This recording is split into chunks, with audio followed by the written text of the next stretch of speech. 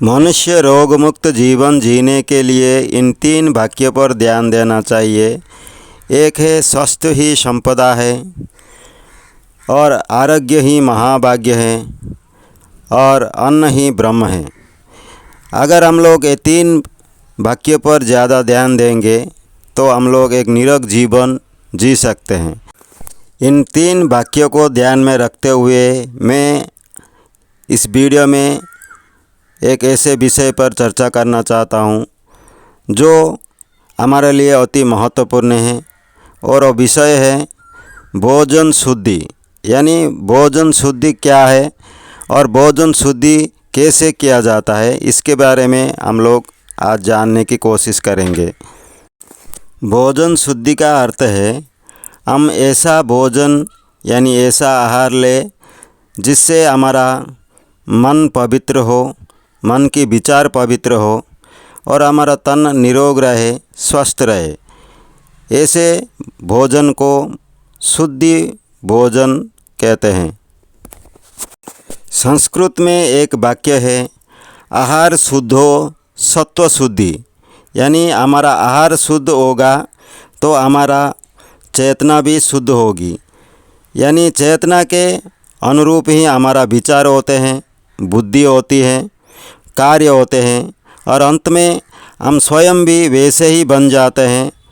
एक प्रसिद्ध कहावत है कि जैसे खाए अन्न वैसा हो जाए मन और तन। भोजन को शुद्धि करने के लिए हमको इन 4 प्रकार के शुद्धियों पर ध्यान देना चाहिए। एक है द्रव्य शुद्धि, 2 है क्षेत्र शुद्धि, 3 है काल शुद्धि, और 4 है भाव शुद्धि। यानी हमको इन 4 प्रकार के शुद्धियों पर निर्भर करना पड़ता है भोजन शुद्धि के लिए। सबसे पहले हम लोग द्रव्य शुद्धि के ऊपर ध्यान देंगे। द्रव्य शुद्धि का मतलब है हम जो खाने का सामान व्यवहार करते हैं वो सामान या द्रव्य कहाँ से और कैसे आदाय किया जाता है। अगर अनीति, अनाचार, बेईमानी आदि अधर्म के मार्ग से कमाया हुआ धन से बनाया गया भोजन हमारे तन और मन दोनों को प्रभावित कर सकता है। ऐसे अधर्म रूप से कमाया हुआ धन से बनाया गया भोजन या द्रव्य कभी भी सात्विक नहीं बन सकते। द्रव्य का अर्थ होता है जैसे कि अन्न, जल, अग्नि, बर्तन, वस्त्र इत्यादि। अगर भोजन का द्रव्य शुद्धि बनाना चाहते हैं तो आपको नीति के अनुसार ईमानदारी से धर्म के मार्ग में चलते हुए धन कमा के उस धन से द्रव्य खरीद के उस द्रव्य से भोजन बनाना चाहिए। इससे हमारा द्रव्य शुद्धि होता है और हमारा भोजन भी शुद्धि होता है और सात्विक बनता है। भोजन शुद्धि के और एक मार्ग है क्षेत्र शुद्धि। यानी क्षेत्र का अर्थ होता है स्थान या जगह। हम लोग जिस जगह पर खाते हैं, जिस स्थान पर खाते हैं, उस जगह को हम लोग कैसे शुद्धि रखें इसके ऊपर ध्यान देना आवश्यक है। इसी को क्षेत्र शुद्धि कहते हैं। भोजन करते समय हमें क्षेत्र यानी स्थान या जगह की शुद्धि पर ध्यान रखने की अति आवश्यकता है। पवित्र स्थान जैसे मंदिर के पास भोजन करोगे तो भोजन पवित्र और शुद्ध लगेगा। अगर आप लोग अपवित्र स्थान जैसे कि गंदे नाले या शमशान घाट के ऊपर बैठकर आप लोग अगर भोजन करोगे तो आपको उस भोजन अपवित्र और अशुद्धि लगेगा। इसका अर्थ है कि स्थान के अनुसार भोजन का प्रभाव हमारे शरीर और मन पर पड़ता है। भोजन अगर आप लोग मंदिर के पास या किसी पवित्र प्राकृतिक जगह में बैठ के भोजन करोगे तो वो भोजन जल्दी पाचन हो जाता है, यानी भोजन जल्दी हमारा पक जाता है। लेकिन अगर वही भोजन अगर आप लोग किसी गंदे नाले या शमशान घाट के ऊपर बैठ के खाओगे तो भोजन पचने में समय लगता है। इसका अर्थ होता है कि भोजन स्थान के अनुसार हमारा शरीर और मन के ऊपर बुरी असर या अच्छा असर डालता है। इसलिए क्षेत्र शुद्धि अति जरूरी है। क्षेत्र शुद्धि में प्रकाश, वायु, स्थान, दुर्गंध आदि पर गुरुत्व दिया जाता है, इन पर ध्यान दिया जाता है। भोजन शुद्धि का और एक महत्वपूर्ण शुद्धि का मार्ग है काल शुद्धि। काल यानी समय का भी भोजन पर बड़ा प्रभाव डालता है। जो लोग समय पर भोजन नहीं करते वो हमेशा उदर यानी पेट की बीमारियों से पीड़ित रहते हैं। भूख लगने का समय ही सही समय है भोजन करने का। भूख नहीं लगता तो खाना या भोजन कदापि नहीं करना या नहीं खाना चाहिए। समय के अनुसार भोजन पचता है। समय के अनुसार जो भोजन पाच्य है वो खाना उस निर्दिष्ट समय पर लेने से शरीर स्वस्थ रहता है। यानी समय के अनुसार हमारा कुछ खाना ऐसे होता है जो समय के अनुसार वो खाने से ही वो खाना पचता है। उसी समय पर उस निर्दिष्ट खाना को खाने से हमारा शरीर स्वस्थ रहता है। मनुष्य को उचित भोजन सही मात्रा में सही समय पर लेना अति आवश्यक है। इसलिए हमको हमेशा ध्यान देना चाहिए काल शुद्धि में। समय के ऊपर हम लोग को ज़्यादा ध्यान देना चाहिए।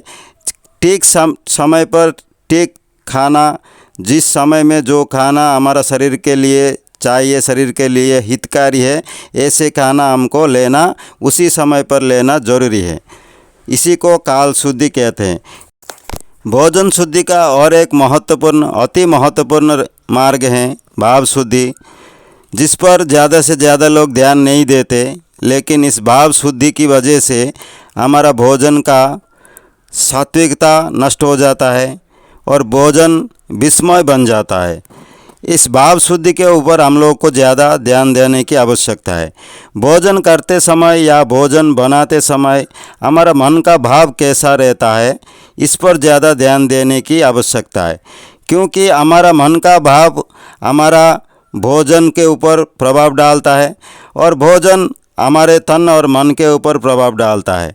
निरोग रहने के लिए शुद्ध भाव से भोजन करना या भोजन बनाना चाहिए। भोजन करते वक्त ईर्ष्या, चिंता, भय, तनाव, मानसिक उत्तेजना आदि विकार नहीं होना चाहिए। अगर भोजन करते वक्त हमारा मन में इन सारे विकारों को स्थान देंगे तो हम लोग जो भोजन बनाएंगे वो भोजन सात्विक नहीं, वो तामसिक और राजसिक बन जाएगा।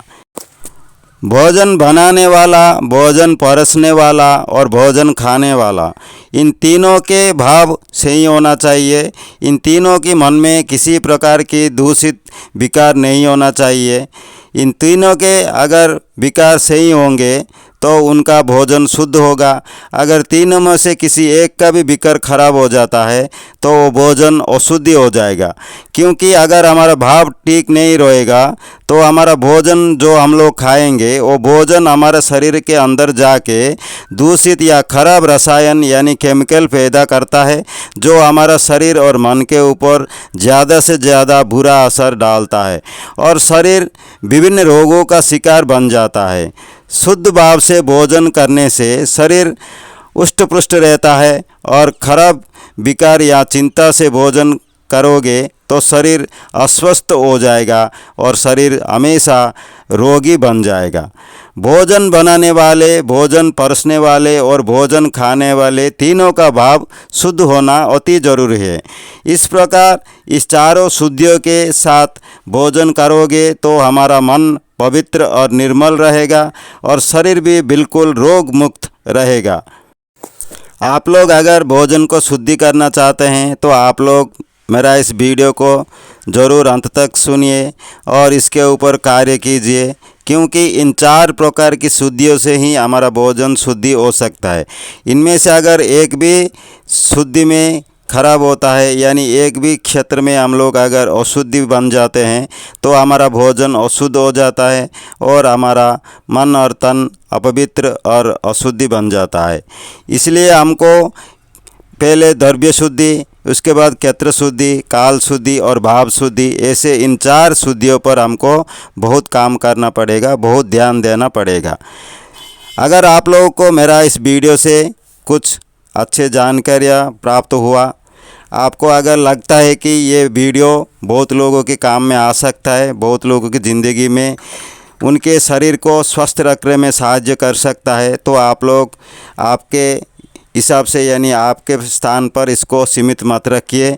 इसको ज़रूर जितना हो सके उतना आपके सोशल मीडिया पर शेयर कीजिए और लोगों को ये जानने दीजिए कि भोजन शुद्धि क्या होता है और भोजन शुद्धि कैसे किया जाता है।